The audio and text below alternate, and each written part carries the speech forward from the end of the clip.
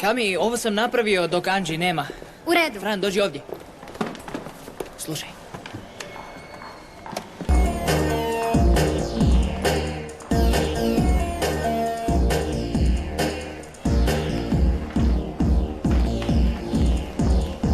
Maksi, moj pas ima bolji osjećaj za muziku od tebe.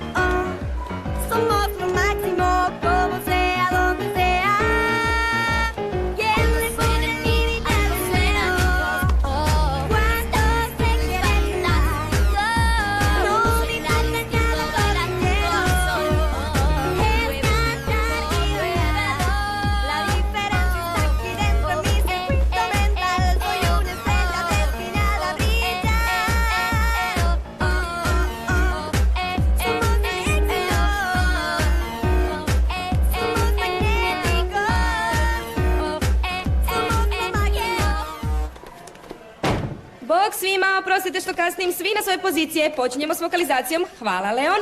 Počinjemo s... Krenimo. Ma neki ima je glas spržen. Ne tako spržen kao tvoja kosa. Hej, želiš mi nešto reći? Ma daj, nemojte meni. Pogledaj sebe, a onda druge. Okej, ne. Ljudi! Pa dobro, što je vama? Ekipa. Kao da dolazite ovdje i trošite svoje vrijeme i ne razumijete ništa.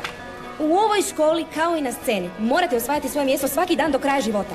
Zato što postoje mnogi puno talentiraniji ljudi od vas koji samo čekaju svoju šansu i zaslužuju je. Bitno je da naučite funkcionirati kao ekipa ljudi. Razumijete? Da, Anđi, razumijemo. Hajde, počnemo s vokalizacijom. Hajde, ovako. I idemo.